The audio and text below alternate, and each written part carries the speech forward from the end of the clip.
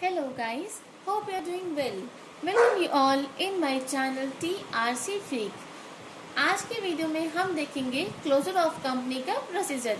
अगर आपको आपकी कंपनी बंद करनी है तो उसका कैसे प्रोसेस होता है वो हम देखेंगे। कौन सा फॉर्म हमें फिल करना होता है वो हम आज देखेंगे। ओके, तो कंपनी क्लोजर के दो प्रोसेस होते हैं, दो टाइप से आप कर सकते हैं, स्ट्राइकिंग ऑफ और voluntary winding up. Striking off थोड़ा जो है वो कॉस्ट इफेक्टिव होता है as compare to voluntary winding up. Voluntary winding up में आपको क्या है, लिक्विडेटर अपॉइंट करना पड़ता है, तो ये थोड़ा सा ना जो है लेंथी प्रोसेस हो जाता है इसलिए, और थोड़ा कॉस्टली भी है। तो इसलिए जो स्ट्राइकिंग ऑफ है वो वॉलंटरी वाइंडिंग अप से बेटर प्रोसेस है। ओके, अब कंपनी स्ट्राइकिंग ऑफ करने के लिए आपको जो है कुछ कंडीशंस जो है फॉलो करनी पड़ती है। जब वो कंडीशन आप सेटिस्फाई करेंगे उसी के बाद आप स्ट्राइकिंग ऑफ कर सकते हैं, कंपनी को बंद कर सकते हैं। सबसे पहले एक्सटिंग्विशिंग ऑल इट्स लाइबिलिटीज। आपको जितनी भी आपकी लाइबिलिटीज है, आपकी कंपनी की जितनी भी लाइबिलिटीज है उसको खत्म करना होगा। नेक्स्ट है taking approval from members by special resolution. आपको सारे मेंबर जितने भी कंपनी के मेंबर्स हैं उनसे जो है अप्रूवल लेना होगा, जो कि आप स्पेशल रिजोल्यूशन के थ्रू लेंगे। ओके, उसके बाद है a company has failed to commence its business within 1 year of its incorporation. जब आपकी कंपनी का इनकॉर्पोरेशन हुआ है उसकी 1 साल तक आपकी कंपनी में कोई, आपकी बिजनेस में मतलब कंपनी में कोई भी बिजनेस नहीं किया हो, कोई भी आपका काम स्टार्ट नहीं हुआ होगा। ओके, नेक्स्ट है company is not carrying on any business और operation for a period of 2 immediate preceding financial year and has not made any application within such period for obtaining the status of dormant company.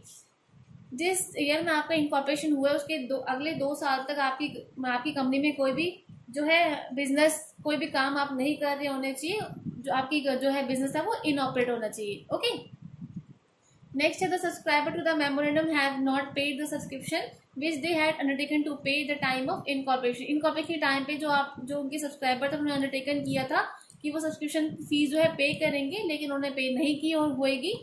Okay, लेकिन उन्होंने पे नहीं की हो तो आप उसका स्ट्राइकिंग ऑफ कर सकते हैं। नेक्स्ट है the company is not carrying on any business operation. Company का कोई भी काम नहीं चलता होना चाहिए, कोई भी बिजनेस, कोई भी ऑपरेशन नहीं होना चाहिए as revealed after the physical verification of registered office of company is found by the ROC. जो आरओसी चेक करेंगे आपका रजिस्टर्ड ऑफिस चेक करने के बाद कि वहां पर कोई भी काम नहीं हो रहा है, कोई भी बिजनेस आपका कैरिड आउट नहीं हो रहा है, तो उसके बाद ही आप जो है स्ट्राइकिंग ऑफ कर सकते हैं, कंपनी को बंद कर सकते हैं। ओके, तो इसका फॉर्म है STK2, उसको कैसे फिल करने हैं वो हम देख लेते हैं। फिर पहले मैं आपको बता देती हूँ कि इस फॉर्म को डाउनलोड कैसे करना है। इस फॉर्म को डाउनलोड करने के लिए आपको MC के साइट पे जाना है। MC के साइट पे जाने के बाद आप जाएंगे MC सर्विसेज में, कंपनीज फॉर्म डाउनलोड पे।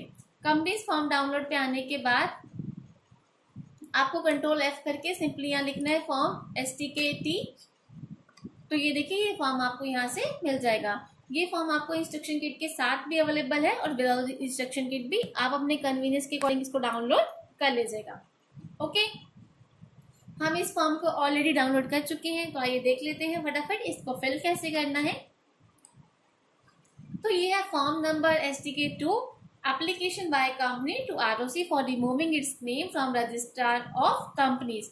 कंपनी एप्लीकेशन दे रही है ROC को कि उस कंपनी का नाम हटा दिया जाए ROC से। ओके, सबसे पहले आपको जो है कंपनी का सिन नंबर यहाँ पर मेंशन करना है। सिन नंबर मेंशन करने के बाद आप रिफिल पे क्लिक करेंगे तो कंपनी का नेम, एड्रेस और ईमेल आईडी ऑटो फिल हो जाएगा, वो आपको फिल करने की नीड नहीं पड़ेगी। Okay, next date of incorporation of company, आपकी कंपनी कब इनकॉर्पोरेट हुई थी, कब आपकी कंपनी स्टार्ट हुई थी, वो आप यहाँ पर डाल देंगे। आपका इनकॉर्पोरेशन सर्टिफिकेट होगा, वहां से देखकर आप यहाँ पर उसको डाल देंगे। नेक्स्ट है whether the company is listed or not, क्या आपकी कंपनी लिस्टेड है किसी भी स्टॉक एक्सचेंज पे। अगर आपकी कंपनी लिस्टेड होती है तो यस पे क्लिक कीजिए, अदरवाइज नो पे क्लिक कर दीजिएगा। उसके बाद whether the company has been delisted, अगर लिस्टेड नहीं होती आप नो पे क्लिक करते तो डिसलिस्टेड का तो सवाल ही पैदा नहीं होता, तो आप सीधा इस पे नो पे क्लिक करेंगे।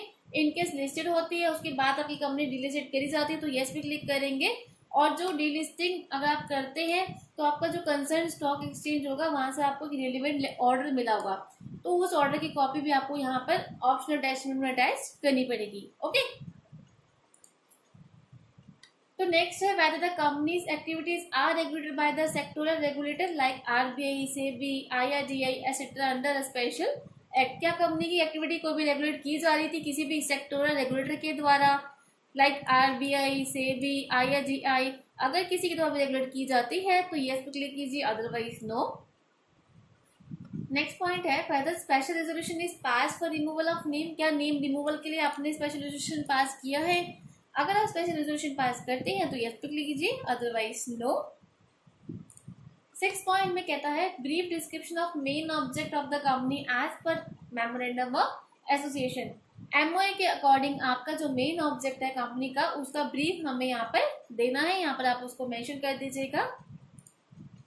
उसके बाद बी पॉइंट में है brief description of main business last carried out by the company. Company में लास्ट तक कौन सा बिजनेस, कौन सा काम आप कर रहे थे, वो हमें यहाँ पर मेंशन करना है। उसका ब्रीफ में डिस्क्रिप्शन हमें यहाँ पर देना है। ऑलराइट। 7 पॉइंट में है details of directors, managing director, manager, secretary, CEO और सीएफओ ऑफ द कंपनी। हमें director, managing director, manager, secretary, CEO, CFO की डिटेल हमें यहाँ पर मेंशन करनी है। कितने आपके कंपनी में डायरेक्टर है, कितने मैनेजिंग डायरेक्टर है, कितने मैनेजर है, कितने सेक्रेटरी, सीईओ, सीएफओ, वो हमें हम मेंशन कर देंगे। जैसे ही हम मेंशन करेंगे उसके अकॉर्डिंग जो है नीचे कॉलम जनरेट हो जाएंगे। ओके, अगर आप सिंपली 1 डालेंगे तो 1 ही कॉलम यहाँ पर जनरेट होगा। ओके, तो यहाँ पर नंबर डालने के बाद आपको यहाँ पर डायरेक्टर, अगर डायरेक्टर है तो डायरेक्टर का यहाँ पर डिन नंबर मेंशन करके प्रीफिल पे क्लिक करेंगे तो उनकी डिटेल यहाँ पर ऑटो फिल हो जाएगी। ओके, अगर मैनेजर है, सेक्रेटरी है या फिर सीईओ या सीएफओ है तो उनका जो है आप इनकम टैक्स पैन नंबर या पासपोर्ट नंबर डाल के प्रीफिल पे क्लिक कर दीजिएगा तो उनकी डिटेल यहाँ पर ऑटो फिल हो जाएगी। ओके,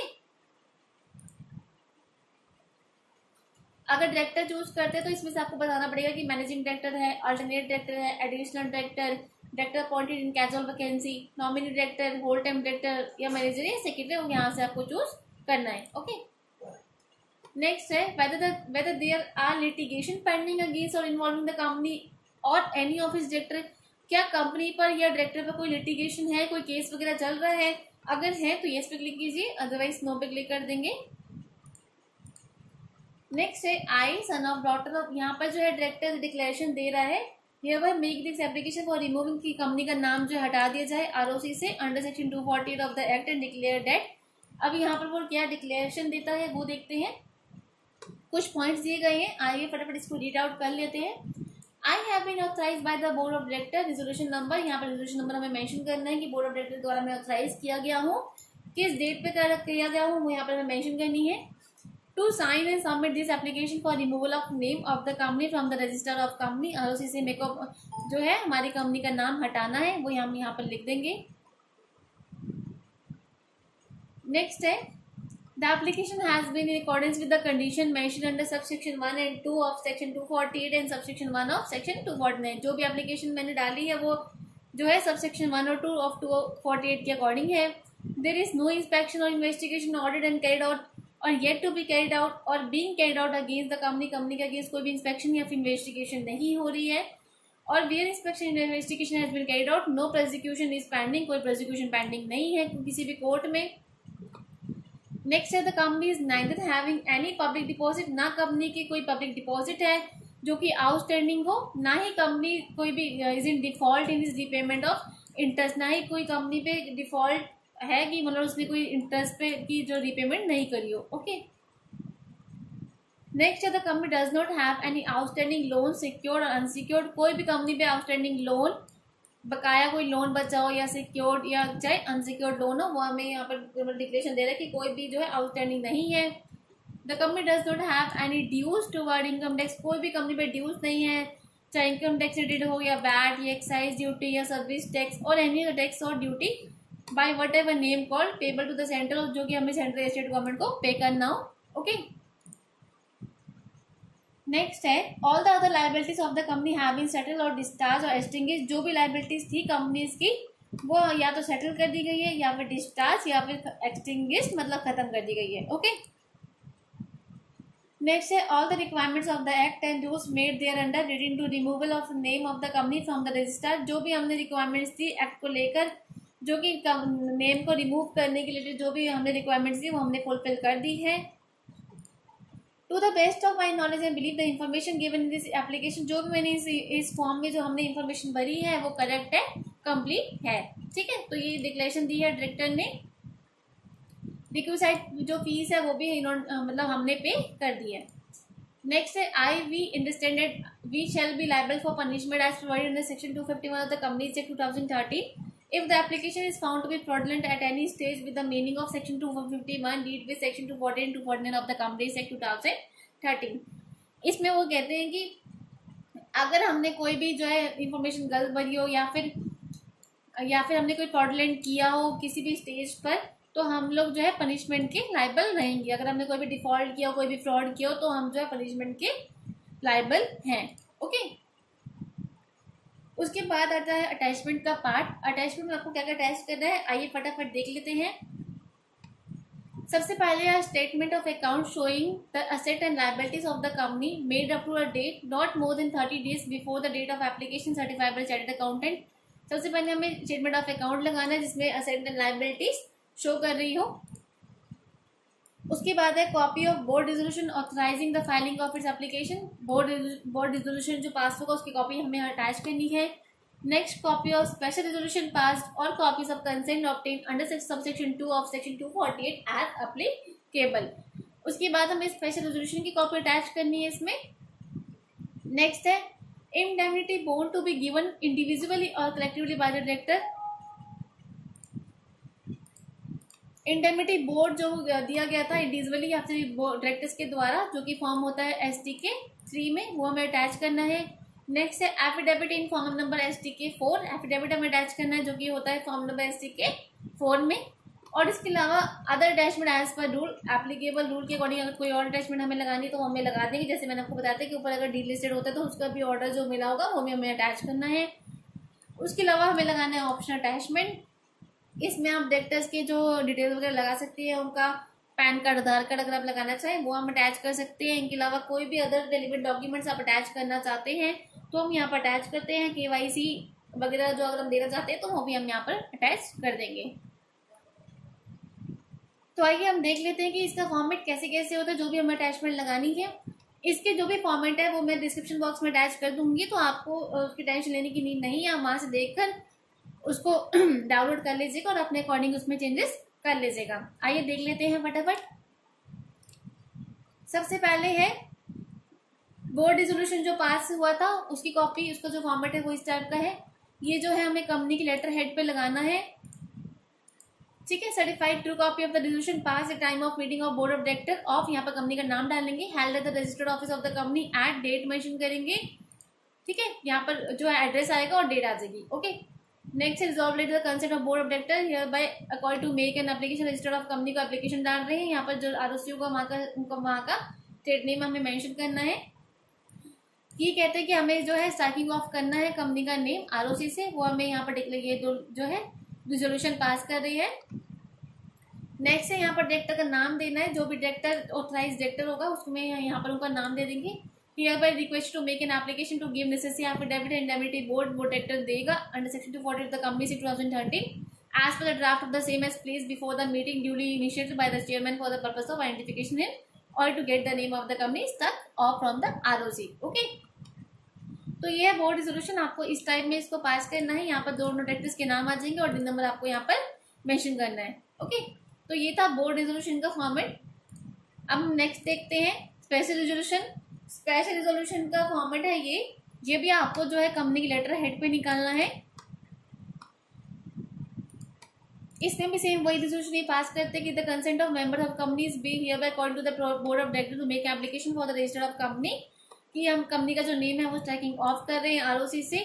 और जो board of directors of the company is hereby authorise किया गया है बोर्ड ऑफ डायरेक्टर्स को to do all such matters deed and things as may be required under the provision of companies act में जो provision दिया गया उसके according जो है डायरेक्टर्स जो है वो सारे जो डॉक्यूमेंट्स को कंप्लीट करेंगे। ओके, तो ये स्पेशल रिजोल्यूशन है। यहाँ पर भी आपको डायरेक्टर के नेम और उनका दिन नंबर मेंशन करना है। इसके बाद है ये है इंडेमनिटी बोर्ड जो आपको अटैच करना है। फॉर्म STK 3 में होता है ये। यहाँ पर डायरेक्टर की डिटेल हमें डाल देंगे। I son of resident of director of, यहाँ पर कंपनी का नाम आ जाएगा, सिन नंबर आ जाएगा, under the company sect having registered office कहाँ पर है वो यहाँ पर मेंशन कर देंगे। सेम इसी प्रकार हमें उनका डिन नंबर डालना है, पैन नंबर डालना है। देन ये बता दें कि आई एम डायरेक्टर ऑफ इस कंपनी, सिंस कब से वो डायरेक्टर है। माई प्रेजेंट रेसिडेंट एड्रेस, जो डायरेक्टर का रेसिडेंशियल एड्रेस होगा वो यहाँ पर हमें अटैच करना है। इसका जो कॉपी है वो हम अटैच कर देंगे ऑप्शनल अटैचमेंट में। कंपनी एड्रेस डाल देंगे, अगर ये दोनों सेम है तो दोनों को सेम यहाँ पर मेंशन कर देंगे। Then I made an affidavit, dated affidavit वो बना रहे हैं, duly sworn before magistrate, executive magistrate, oath commissioner, notify forming that the company, जो भी कंपनी का नाम है हैज नो, कोई भी कंपनी की जो एसेट एंड लायबिलिटीज नहीं है। Further the company commence business operation activity after incorporation but not has been, जो कंपनी जो इनकॉर्पोरेट हुई है उसमें कोई भी जो बिजनेस है वो ऑपरेट नहीं हो रहा है पिछले कितने साल से, वो यहाँ पर मेंशन कर देंगे। और ना ही वो बिजनेस आगे करने वाली है, वो हम यहाँ पर डिक्लेयर कर रहे हैं। तो ये है फॉर्मेट इंडेमनिटी बॉन्ड का। यहाँ पर हमें 2 विटनेस के साइन लगा देने, उनका नाम मेंशन कर देना, उनका एड्रेस, ओके। और यहाँ पर डेपोनेंट जो भी होगा वो हम यहाँ पर डाल देंगे, ओके। देन उसके बाद हमें एफिडेविट लगाना है जो कि होता है फॉर्म नंबर STK 4 में। सेम उसी प्रकार आई यहाँ पर नाम आ जाएगा, son of resident of director of, कौन सी कंपनी के डायरेक्टर है, by call the company having C number यहाँ पर आ जाएगा। सेम इसी प्रकार डिन नंबर और पैन नंबर यहाँ पर डाल देंगे। कब से जो है कंपनी में डायरेक्टर है वो यहाँ पर हमें डेट डाल देनी है। उनका president address, company was incorporate कब हुई थी और क्या उनका ऑब्जेक्ट था वो हमें यहाँ पर मेंशन कर देना है कि वो कौन सी सर्विसेज प्रोवाइड कर रहे थे, वो हम यहाँ पर डाल देंगे। नेक्स्ट है the company had not open a bank account, कोई भी उनका ओपन नहीं हुआ at the time of incorporation. No business for done till date, आज तक उनका कोई बिजनेस नहीं हो रहा है, कोई भी वहाँ पर जो एक्टिविटीज नहीं हो रही है। I am from the company does not have any, कोई भी कंपनी के एसेट एंड लायबिलिटीज नहीं है। The company fail to commence business, जो कंपनी का वो हम यहाँ पे मेंशन कर दें कि कंपनी जो है बिजनेस नहीं कर पा रही है। और वो कब से इनऑपरेट है वो हम यहाँ पर डाल देंगे, कितने सालों से इनऑपरेट है, कोई भी ट्रांजेक्शन कब से नहीं हो रही है वो हम यहाँ पर ईयर्स यहाँ पर मेंशन कर देंगे। उसके बाद कंपनी की कोई भी ड्यूज नहीं है, चाहे इनकम टैक्स से रिलेटेड या फिर सेल टैक्स या सेंट्रल टैक्स या बैंक या फाइनेंशियल इंस्टीट्यूशन, ओके। कोई भी लिटिगेशन पेंडिंग नहीं है अगेंस्ट इन्वॉल्विंग द कंपनी पर या कंपनी के अगेंस्ट कोई भी लिटिगेशन या फिर केसेस पेंडिंग नहीं है। I have been authorised to fill the application by board resolution, pass किया गया था, उनकी डेट यहाँ पर हमें मेंशन करनी है और बोर्ड रेजोल्यूशन हमें जो है अटैच कर देना है। That application hereby filed under section 240 companies act before the registered with necessary fee, जो हम पे कर देंगे। रिक्वायर्ड फाइनेंशियल स्टेटमेंट और स्टेटमेंट ऑफ अकाउंट भी हम अटैच कर देंगे, ओके। तो ये था फॉर्मेट एफिडेविट का। नेक्स्ट है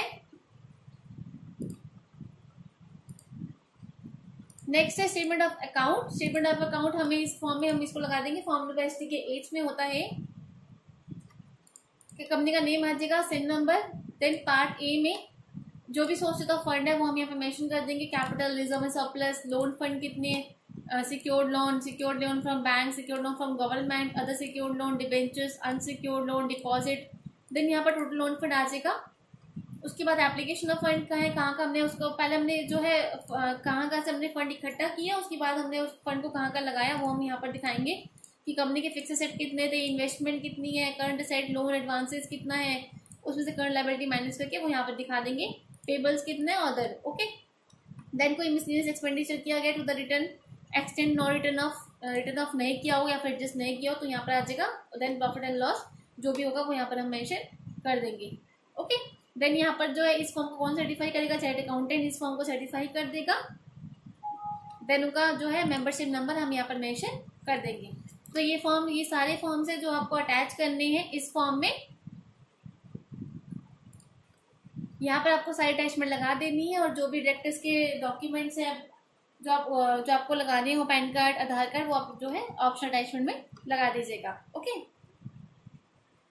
नेक्स्ट है to be digital sign by, ये फॉर्म जो साइन करेंगे चाहे डायरेक्टर कर लेंगे या फिर मैनेजर या CS या CEO या CFO। अगर डायरेक्टर साइन करते हैं तो हमें डायरेक्टर का डिन नंबर मेंशन करना होगा। अगर मैनेजर, CEO या CFO अगर साइन लगाते हैं, अपने डिजिटल सिग्नेचर अटैच करते हैं तो उनका हमें जो है पैन नंबर यहाँ मेंशन करना है। अगर CS अपने सिग्नेचर लगाते हैं तो उनका जो है कंपनी सेक्रेटरी लगाते हैं तो उनका मेंबरशिप नंबर हमें यहाँ पर मेंशन करना है, ओके। यहाँ पर इस सिग्नेचर हम अटैच कर देंगे। सर्टिफाइड कौन करेगा इस फॉर्म को, चार्ट अकाउंटेंट भी कर सकते हैं, कॉस्ट अकाउंटेंट भी कर सकते हैं और कंपनी सेक्रेटरी भी कर सकते हैं। इन तीनों में से जो भी आपके प्रैक्टिसिंग प्रोफेशनल है उनके आप यहाँ पर सर्टिफाइड उनसे करा सकते हैं। ओके, देन उनका यहाँ पर डिसीजन सिग्नेचर में अटैच करना है, चाहे एसोसिएट हो या फिर फेलो। उनका मेंबरशिप नंबर हम यहाँ पर डाल देंगे। जब आप ये फॉर्म पूरा फिल कर लेंगे तो आपको चेक फॉर्म पे क्लिक करना है। गाइस पहले चेक फॉर्म करिएगा, उसी के बाद आप डिजिटल सिग्नेचर लगाइएगा। उससे पहले आप डिजिटल सिग्नेचर अटैच करेंगे तो आपको जो है ये आपको जो डिजिटल सिग्नेचर में प्रॉब्लम आ सकती है। और जब डीएससी अटैच करेंगे तो एक चीज़ का ध्यान रखिएगा, डीएससी अटैच करने से पहले आपको ये चेक करना है, आप एडिट में जाएंगे, प्रेफरेंस में जाएंगे, प्रेफरेंसेस में जाने के बाद आपको यहाँ पर जाना है सिग्नेचर्स में, क्रिएशन एंड अपीयरेंस में जाएंगे तो ये देखिए यहाँ पर लिखा है इंक्लूड साइन रिवोकेशन स्टेटस। ध्यान रखिएगा कि यहाँ पर कभी भी मार्क ना हो। अगर यहाँ पर मार्क होगा तो जो आपका फॉर्म है उस फॉर्म का साइज जो है बड़ा हो जाएगा, देन वो एमसी की साइट पर अपलोड होने में आपको दिक्कत करेगा। इसे ध्यान रखिएगा जब भी आप फॉर्म ही फिल करेंगे डीएससी लगाने से पहले यहाँ पर कभी भी मार्क ना हो, यहाँ पर अनमार्क करके देन उसी के बाद आप अपना डीएससी डिजिटल सिग्नेचर अटैच करिएगा। तो चेक फॉर्म करने के बाद आपको डीएससी अटैच करना है। डीएससी अटैच करने के बाद आप प्री सिक्योरिटी करेंगे। प्री सिक्योरिटी सक्सेसफुल होने के बाद आपको ये फॉर्म सबमिट करना है एमसीए के पोर्टल पे। कैसे सबमिट करना है वो मैं आपको बता देती हूँ।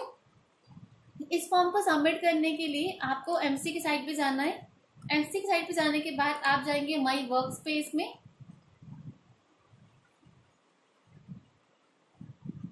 यहाँ पर आने के बाद आपको लॉगिन करना है। लॉगिन आईडी डालेंगे, पासवर्ड डालेंगे और कैप्चा कोड डाल के साइन इन कर लेंगे। जैसे आप लॉगिन कर लेंगे तो आपको यहाँ पर दिखेगा अपलोड ई फॉर्म। अपलोड ई फॉर्म पे क्लिक करेंगे तो आपको इस टाइप की स्क्रीन दिखेगी। दो ऑप्शन दिखाएगा आपको, नॉर्मल फॉर्म और री सबमिशन फॉर्म। देन आप नॉर्मल फॉर्म पे क्लिक करके यहाँ से ब्राउज करेंगे, अपने फॉर्म को अटैच करेंगे और अपलोड कर देंगे। तो ये था पूरा प्रोसेस एसटीके फॉर्म 2 फाइल करने का। आई होप ये वीडियो आपको पसंद आई होगी।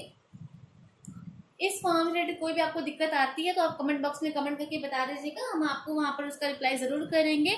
और किसी भी और चीज़ से रिलेटेड या अकाउंट्स में या टैक्सेस में या फिर किसी भी एमसी के फॉर्म में आपको कोई प्रॉब्लम हो तो आप कमेंट बॉक्स में कमेंट करके पूछ सकते हैं, हम आपको उसका सोल्यूशन वहाँ पर प्रोवाइड करेंगे। और इस फॉर्म में जो भी अटैचमेंट लगनी है वो मैं डिस्क्रिप्शन में अटैच कर दूंगी, तो आप वहाँ से उसको डाउनलोड कर लीजिएगा।